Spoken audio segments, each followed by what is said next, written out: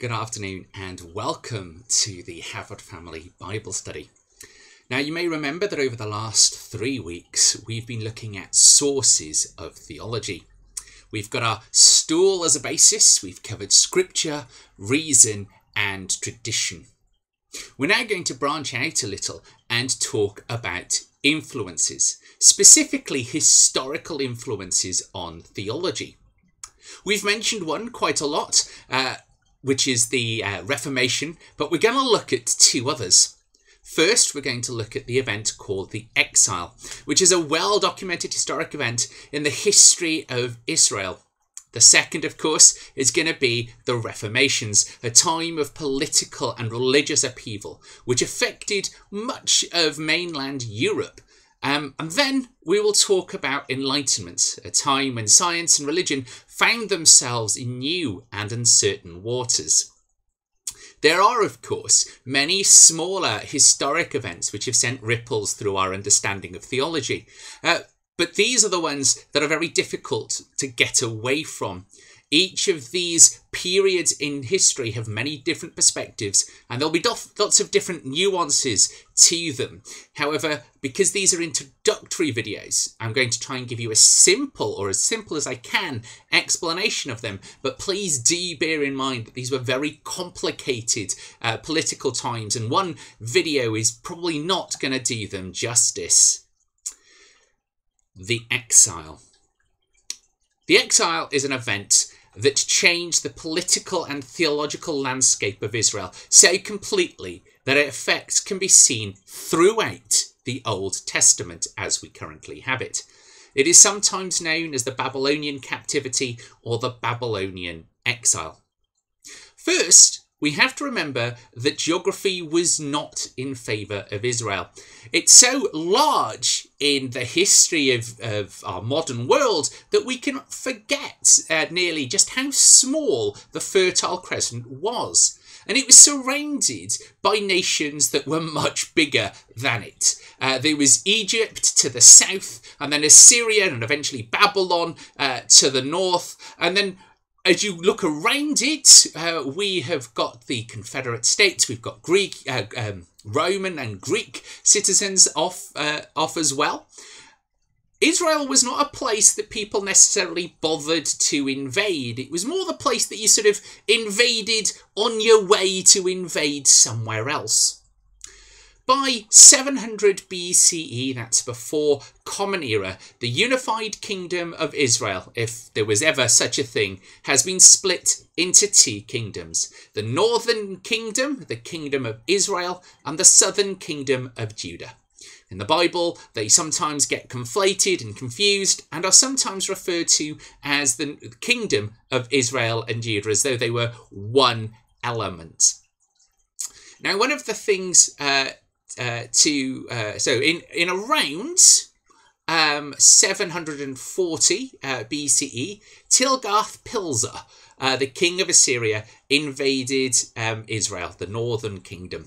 They captured a place called Ijon, Abel, Beth-Makkah, Janoah, Kadesh, Hazor, Gilead, and Galilee. All of these in what used to be thought of as the land of Naphtali.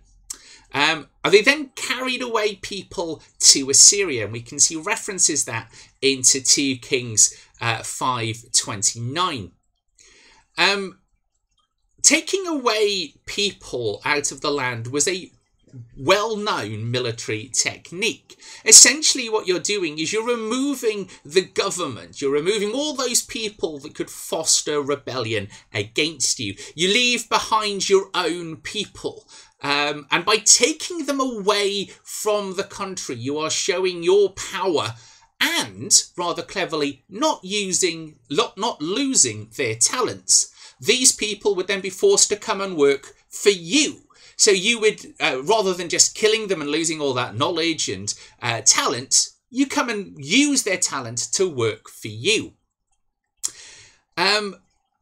This invasion, or more likely a series of invasions and deportations, continued until around 720 BCE. Now, do you remember that when we're talking about BCE, time goes backwards? Okay, so we have the events called the Common Era, year 0, and everything going backwards into time, into before Common Era, starts at 1, 2 and goes up. So the higher the number, the further back in time we are.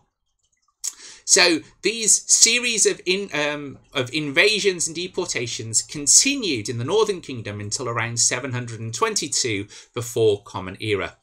The northern capital, Samaria, finally fell to Sargon II after a 3-year siege started by Shalmaneser V. While this was a massive deal for the Northern Kingdom, it had basically just been wiped off the map.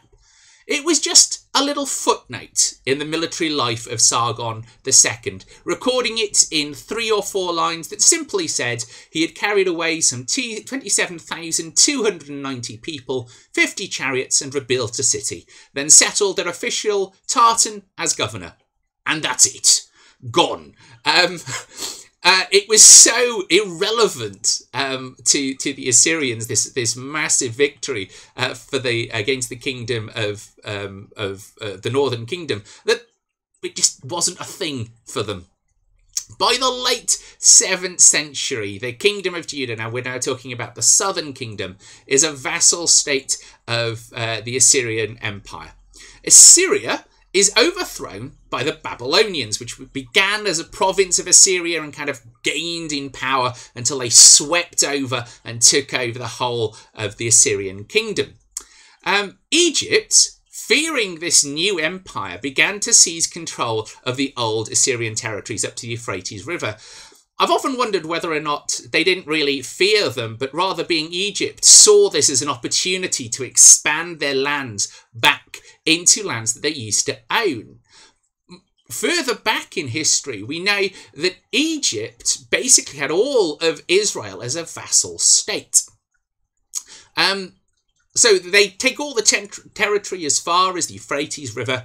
Babylon obviously counterattacked, and in the process, Josiah, king of Judah, is killed in battle with the Egyptians at the Battle of Megiddo in around 609 BCE. Joachim became king after him and began paying tribute to Nebuchadnezzar II of Babylon. In the following years in the kingdom, political strife in Judah began between those that supported Egypt, and on the grounds that if you've got to be a vassal state, they wanted to be a vassal state of Egypt, and those that supported Babylon.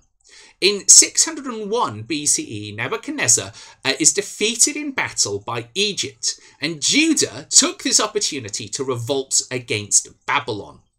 This led to a 3-month siege of Jerusalem beginning sometime in late 598 BCE. Joachim, the king of Judah, died in this siege and was replaced by Joachim, because of course having a separate and easier to pronounce name was too difficult. The city finally fell on March 16th, 597 BCE, and Nebuchadnezzar pillaged Jerusalem and its temple. Took Jehoshanan and his courts and prominent citizens off to Babylon. In his stead, Zedekiah, Joachim's uncle, is appointed by Babylon as king. That should have been where the story ended. Zedekiah should have just continued paying his amount to Nebuchadnezzar, and that probably would have been the last that Israel played on the large stage.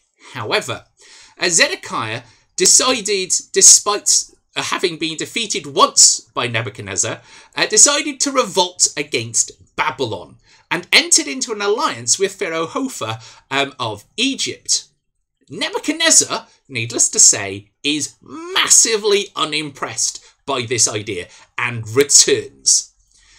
Nebuchadnezzar, when he returns, is not messing around. He defeats the Egyptians and besieges the city, and it results in the destruction of Jerusalem in 587 BCE. And Nebuchadnezzar doesn't just stop by taking the city. He tears down the walls, he destroys the temple, he destroys houses and just random parts of the city, just attempting to wipe out Jerusalem from the map.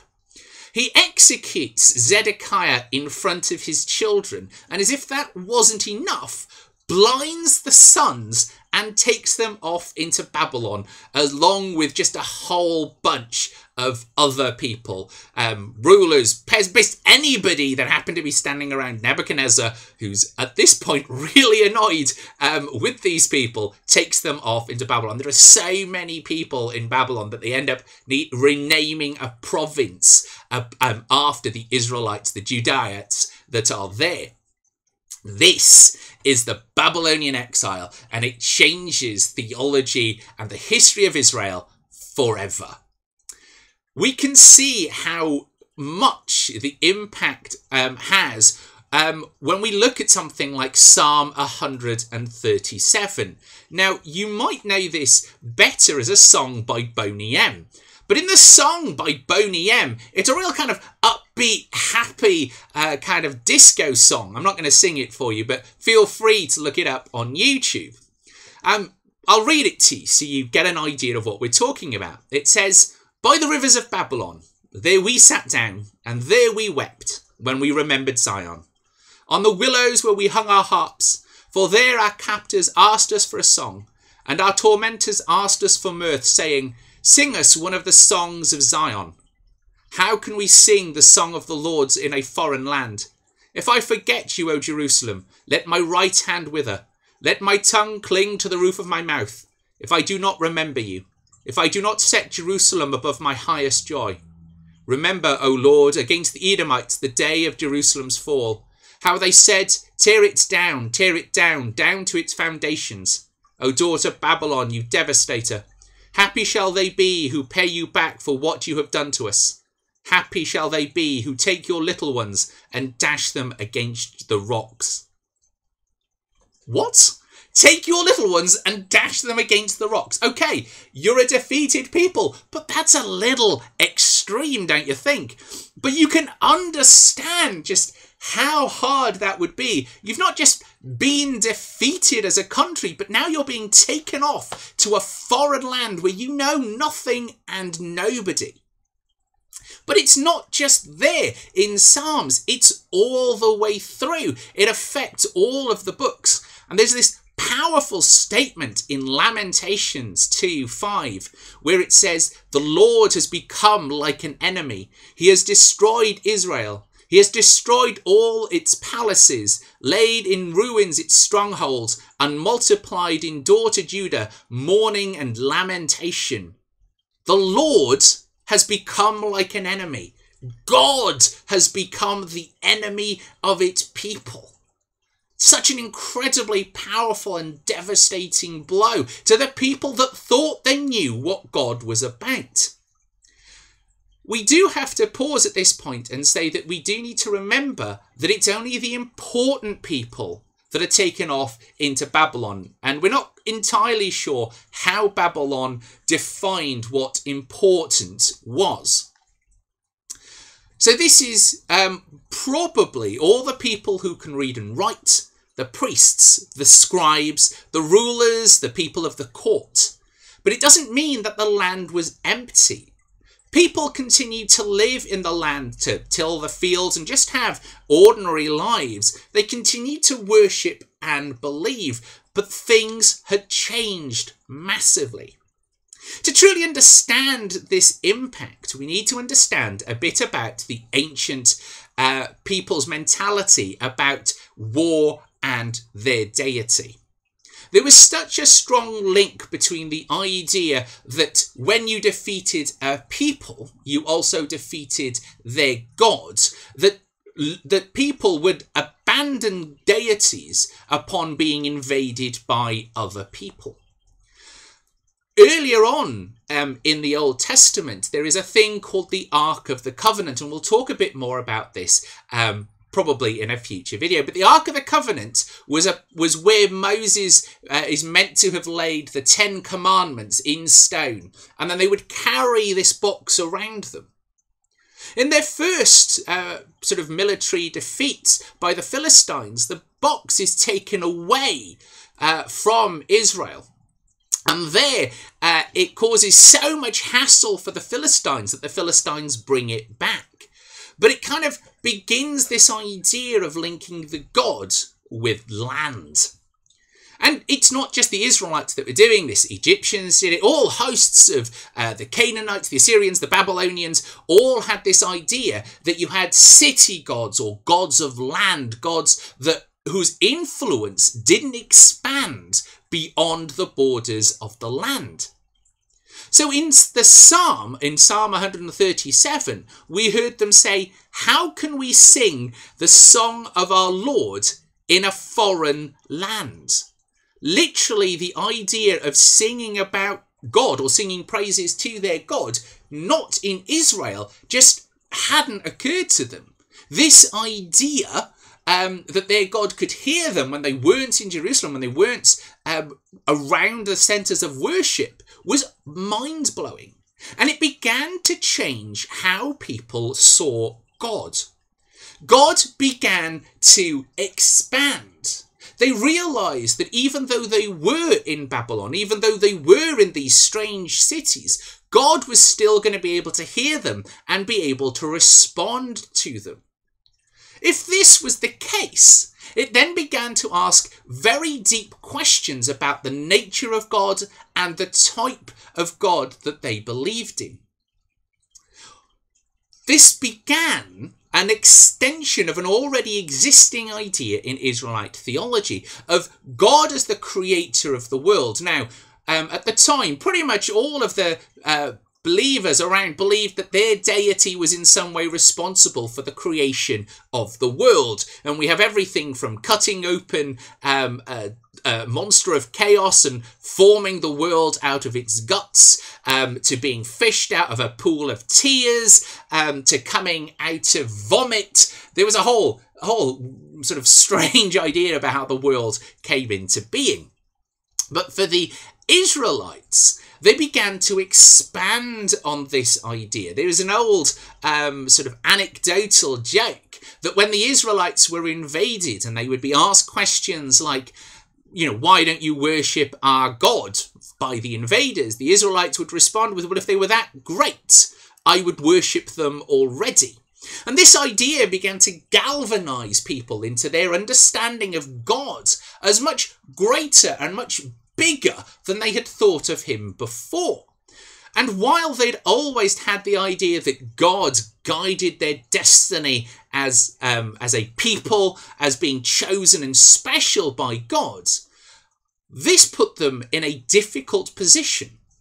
If they are the chosen people by God, if their God is so great, then what are they doing in exile? How could they possibly have lost with such a great God? It meant that they had to ask questions about whether or not their God was defeated. When this Babylonian Empire swept in and destroyed their temples, had now God been defeated? Was God no more? A lot of people, when taken off into captivity, would see their deity as being defeated. But the Israelites began a process, and it wasn't a quick process, of trying to ask that question of how you hold the idea that God exists and is greater than the land, and what are we doing in exile, and holding them somehow together.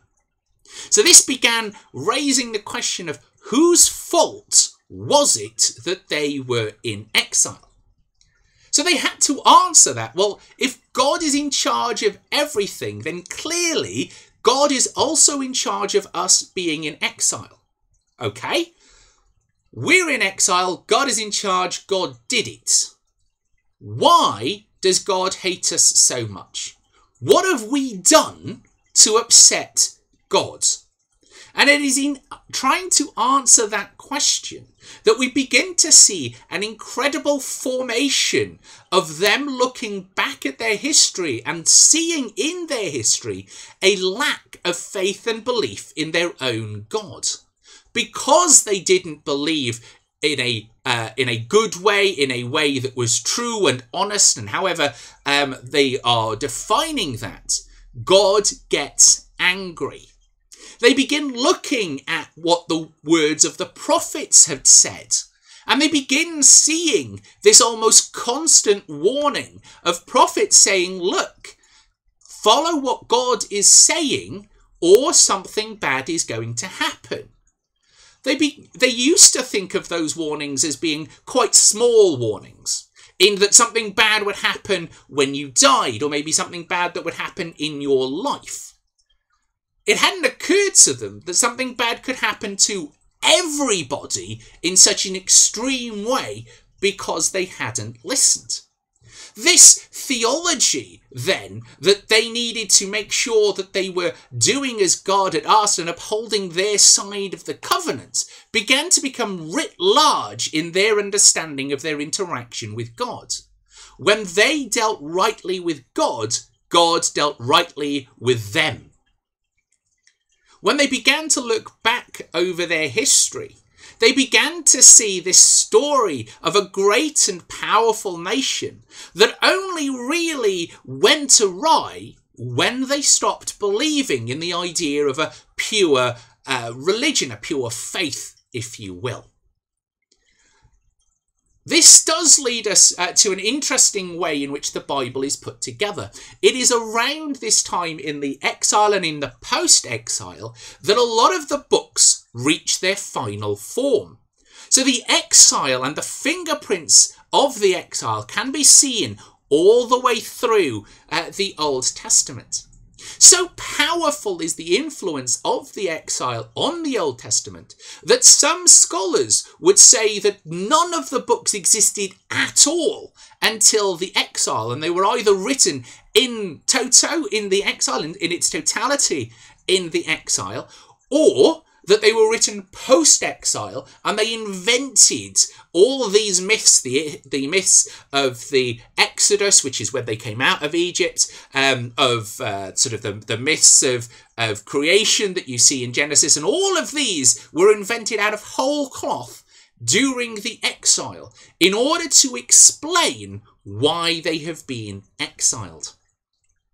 Now, I don't hold to that theory, because when we start looking at the books, which we will be doing, there are windows into the past which, if these stories had been written entirely in the exile, you would probably think twice about including them.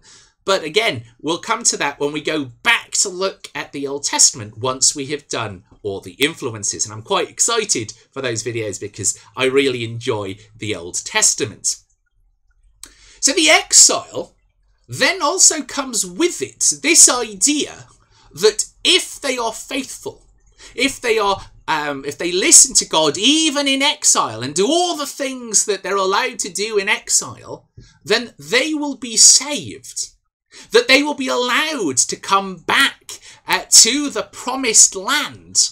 And you'll see that all of these motifs, like saving, like somebody who will come and save them, a Messiah will come and make things better, that they will return to the promised land, the land from which they've originally come, a land flowing with milk and honey, because that land is promised to God, promised to them by God, and God is always going to keep his promises, as being themes that appear time and time again. Walter Brueggemann, and I thought I'd had his book to my side here, Walter Brueggemann, an Old Testament scholar, thought the land was such a powerful influence in Old Testament theology that he writes an entire book looking at just how the land figures, and that in some places land and God are almost coterminous. They are nearly the same thing and the same understanding. Without God, you have no land. Without land, you have no God. And we spoke a little bit about that earlier in this video. But ideas of salvation, of being saved from this awful, almost hell-like existence that they're in, you can begin to see echoes of what we later find coming out in Christianity. For the Israelites, this is not where the story ends. Babylon itself falls. And when Babylon falls to the Persian Empire, the Persians aren't really interested in keeping so many people within its borders, especially because the Babylonians were needing to feed them and look after them, and the Persians weren't interested in that, so they let the people go. This meant that some of the Israelites could return to Jerusalem. It had been 70 years since the exile began, which meant most of the people returning to Israel had never been there. It was just this land that their fathers, their grandfathers, their grandmothers had spoken about. And they were going back to just rediscover this land. Now, what happens when they get back, of course, is a completely different story. But they return to their promised land. And because in their understanding, because they had been faithful to God, because even in this strange land, even in this time of punishment, they had been faithful, they had been saved by the hand of God and returned to their land of milk and honey. You will begin to see how these influences are almost inseparable throughout the Old Testament. Now, of course, they don't begin with the Babylonian exile. These ideas of being saved from harm are an old, ancient idea. Why most people in the ancient world believed that if they prayed to a god in times of trouble or ill health, that God would forcibly interact with their lives and heal them and save them and help them. So it's not an idea that was just created for the exile, but rather that the idea itself was expanded into being this great overarching theme of God from the perspective of the exile. Now, of course, please do remember that this is an introductory video. And of course, things are a lot more complex and nuanced than that, especially when we start looking further back in the history. But that should give you enough information to begin to interact with the ideas, the theological ideas of what exile and saving and land of milk and honey, and about all these ideas, where they kind of begin to get expanded into the modern Christian idea. And those actual ideas, again, we will talk about in a later video. So I hope that whistle-stop tour of the exile has been of help to you. So if I can click the right button, wrong one. As we come now to the end of our video, I hope that you've really enjoyed listening to all we've had to say about the exile. If you've got any questions, please do get in touch, because there will be other people who are thinking the same kind of questions as you. Feel free to send us them on Twitter or over on our Facebook, and I will get to them probably in another video because if one person's thinking it, somebody else probably is as well. So please do get in touch. Remember, of course, to subscribe to our Twitch channel, so click that little subscribe button and our notifications, and please do interact with all our posts over on Twitter and Facebook. And remember that if you've missed our past videos, they are all over on YouTube, so you can remind yourself of what it is that we've been through. I hope you've enjoyed this session. Have a blessed rest of the day. Go with God and look after yourselves. Stay home and stay safe. Goodbye.